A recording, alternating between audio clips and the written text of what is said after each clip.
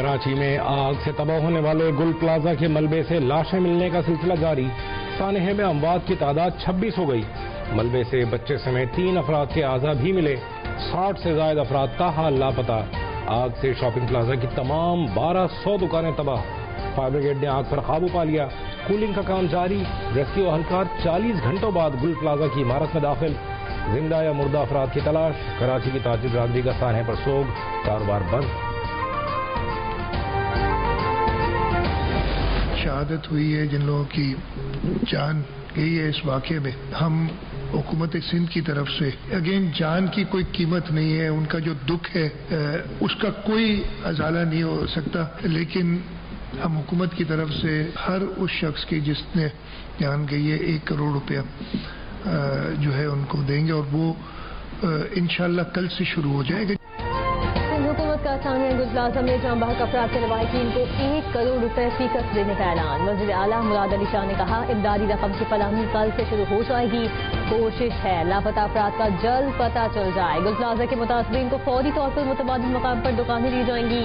وزیر اعلیٰ نے کمشنر کراچی کی سربراہی میں انکوائری کمیٹی بھی قائم کر دی. مراد علی شاہ کہتے ہیں کمیٹی گل پلازا میں آگ لگنے کی وجہ بتائے گی. کسی کی غفلت ہوئی تو سخت ایکشن لیں گے.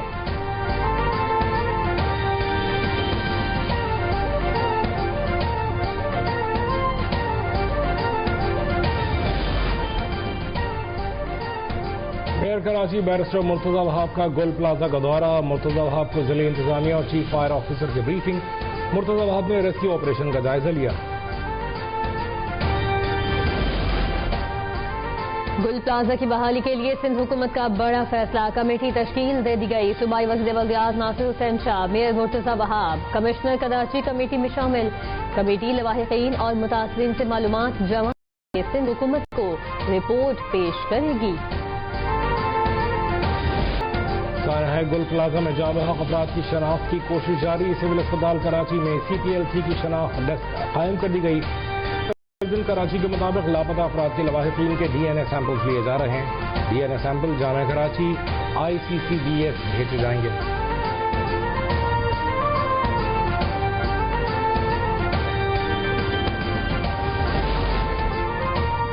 گل پلازا آتش زدگی واقعے میں لاپتہ ہونے والے افراد کے اہل خانہ قرض میں مبتلا. سیلز مین کی فیملی گل پلازا کے باہر بلال اور اس کے ساتھ کام کرنے والے 2 بچوں کے منتظر. متاثرہ فیملی کا کہنا ہے کہ پہلے رابطہ ہو رہا تھا, اب کچھ پتہ نہیں. شادی کی شاپنگ کے لیے آنے والی دلہن, 4 خواتین اور 2 بچے لاپتہ. اہل خانہ غم اور بے بسی کی تصویر بن گئے. گل پلازا میں آرٹیفیشل پھولوں کی دکان میں ہفتے کی شب 10:14 پر آگ لگی تھی. 10:38 پر ریسکیو 1112 کو آگ کی اطلاع دی گئی. فائر بریگیڈ حکام کے مطابق 10:57 پر 2 فائر ٹینڈر موقع پر پہنچے. عمارت میں تقریباً 14 سے 16 داخلی اور خارجی راستے ہیں. عمارت کے تمام داخلی اور خارجی راستوں میں دھواں بھر گیا تھا.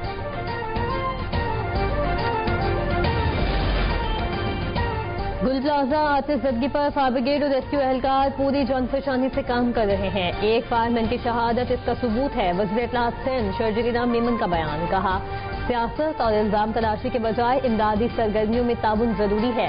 حکومت تاجروں کے نقصانات کا ازالہ کرے گی.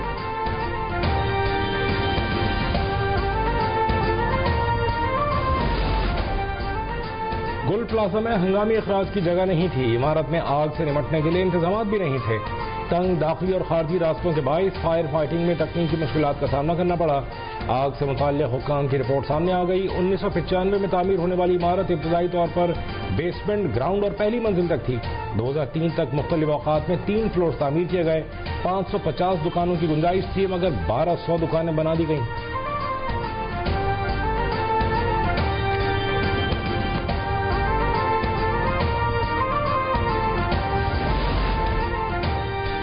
کراچی کے گل پلازا میں لگنے والی آگ اور جانی و مالی نقصان کا معاملہ پارلیمنٹ میں گونج اٹھا. ایوان بالا کے رقیب کا گل پلازا سانے پر شدید تشویش کا اظہار. شفاف اور غیر جانبدار تحقیقات کا مطالبہ. کہنا تھا کہ ایسے دلخراش واقعات کی روک تھام کے لیے فوری اور سنجیدہ اقدامات ناگزیر ہیں.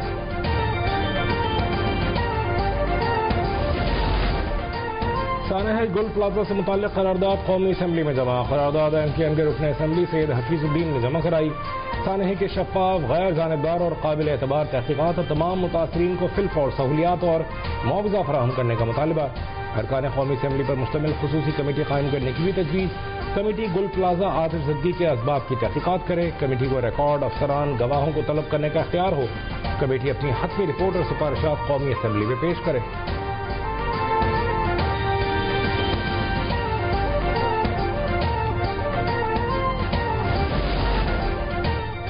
صدر آصف علی زرداری وزیر اعظم شہباز شریف کا وزیر اعلیٰ سندھ سے رابطہ. آتش زدگی میں جانی نقصان پر گہرے رنج و غم کا اظہار. عوام کے جان و مال کے تحفظ کے اقدامات یقینی بنانے کی ہدایت. شہید فائر فائٹر فرقان شوکت کو سول ایوارڈ دینے کا اعلان. بلاول بھٹو کا قیمتی جانوں کے ضیاع پر دکھ. وزیر اعلیٰ سندھ اور میئر کو شفاف تحقیقات کا حکم.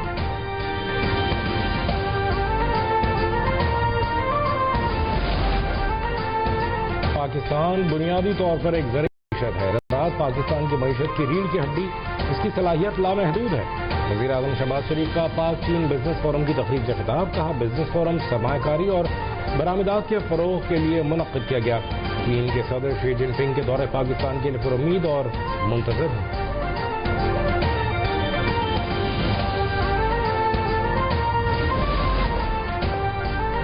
وزیر خزانہ محمد اورنگزیب کی ورلڈ اکنامک فورم کے دوران سعودی ہم منصب محمد الجولان سے ملاقات. اقتصادی شراکت داری کو مزید مستحکم کرنے پر اتفاق.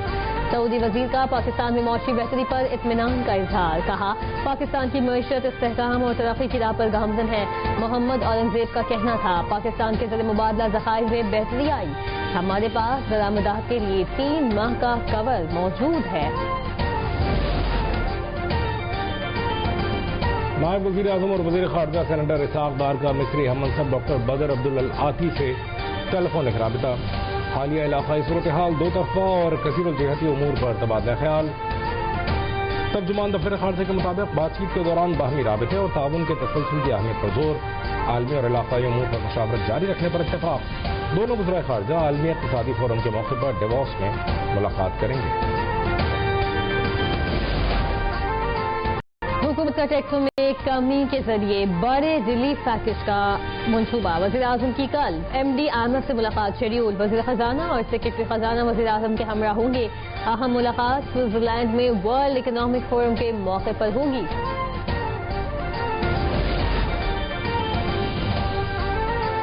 وفاقی وزیر توانائی سردار اویس احمد خان لغاری کا نیپرا کی رپورٹ پر شدید تحفظات کا اظہار. کہتے ہیں حکومت کو بجلی کی طلب میں کمی کا مکمل ادراک ہے. اصلاحات کے ذریعے بجلی کی قیمتوں میں مزید کمی کی جا رہی ہے اور گردشی قرض میں نمایاں کمی پہلی بار ممکن ہوئی ہے.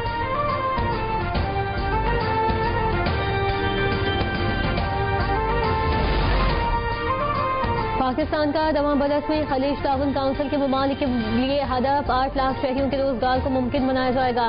خلیج ٹائمز کے مطابق اوورسیز کے لیے حکومت پاکستان کی جامع اصلاحات جاری. پاکستان کے اقدامات معیشت کے لیے اہم قرار.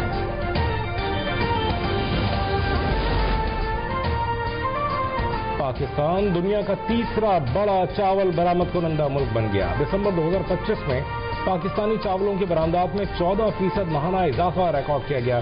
گلف نیوز کے مطابق پاکستان نے 4,89,000 ٹن چاول عالمی منڈیوں میں برآمد کیے، جبکہ ویتنام کی برآمدات 3,87,000 ٹن رہیں. شاندار کارکردگی کے بعد پاکستان نے ویتنام پر سبقت حاصل کر کے عالمی درجہ بندی میں تیسری پوزیشن حاصل کی. کیرت میں گھریلو ناچاکی پر ایک ہی خاندان کے 6 افراد قتل. خونی واردات گنڈی میر خان خیل میں پیش آئی. ایک گھر کی 2 خواتین اور 2 بچوں سمیت 6 افراد جان کی بازی ہار گئے. پولیس کے مطابق لاشوں کو اسپتال منتقل کر کے تفتیش شروع کر دی گئی.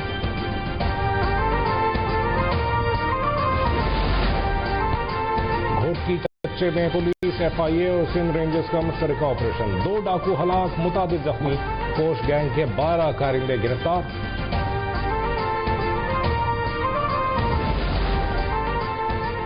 راجن پور پولیس کا کچرے آپریشن میں انتہائی مطلوب. مزید 18 ڈاکوؤں نے ہتھیار ڈال دیے. ترجمان پنجاب پولیس کے مطابق سرنڈر کرنے والوں میں 1 کروڑ روپے سر کی قیمت والے ڈاکو وہاب لنڈ سمیت مختلف گینگز کے سرغنہ شامل تھے.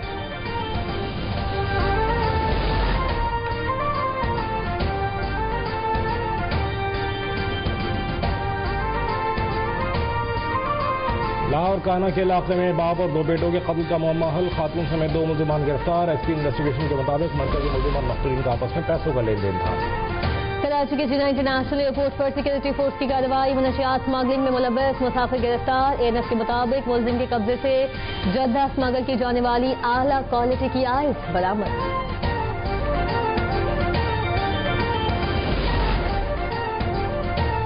راولپنڈی کے تھانہ وارث خان کے علاقے میں ڈیلیوری بوائے سے پیزا چھین لیا گیا، متاثرہ شخص کی مدعیت میں ڈکیتی کا مقدمہ درج۔ ایف آئی آر کے مطابق نامعلوم ملزم نے اسلحے کے زور پر پیزا چھینا اور فرار ہو گیا۔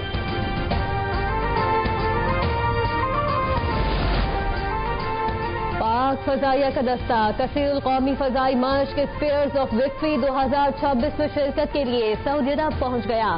مشق میں سعودی عرب، پاکستان، فرانس، اٹلی، یونان، قطر، بحرین، اردن، برطانیہ اور امریکہ کی فضائی افواج شریک۔ پی اے ایف کے طیاروں نے پاکستان سے سعودی عرب تک بلا توقف پرواز کر کے طویل فاصلاتی آپریشنل صلاحیت کا مظاہرہ کیا۔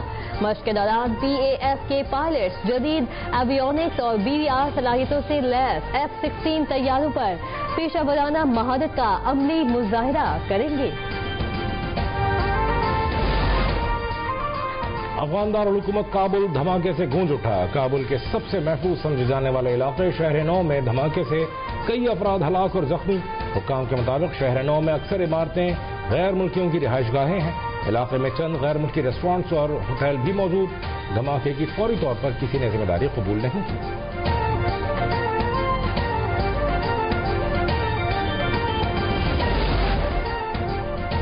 لاہور میں پاکستان اور آسٹریلیا کے درمیان T20 سیریز کی تیاریاں مکمل۔ پہلا میچ 29 جنوری کو کھیلا جائے گا، دوسرا ٹھاکرا 31 جنوری اور تیسرا میچ 1 فروری کو شیڈیول۔ تمام میچز 4 بجے شروع ہوں گے۔ سوات کے سیاحتی علاقوں میں برفباری کا آغاز، سیاحوں کا ایک مرتبہ پھر کالام اور مالم جبہ کا رخ۔ سیر و تفریح کے لیے آنے والے لوگ حسین لمحات کو یادگار بنانے میں مصروف۔ فلم انڈسٹری کے لیجنڈ اداکار سدھیر کی برسی آج منائی جا رہی ہے۔ سدھیر نے فلمی دنیا میں مضبوط، باوقار اور باوصول ہیروز کا تصور متعارف کروایا، جو مانوی کرداروں کو نئی پہچان دی۔ کوئل جیسی آواز اور منفرد انداز، پاکستان کی معروف گلوکارہ مہناز بیگم نے نہ صرف ٹی وی بلکہ فلموں میں بھی شہرت کے نئے دروازے کھولے۔ مداح آج ان کی 13ویں برسی منا رہے ہیں۔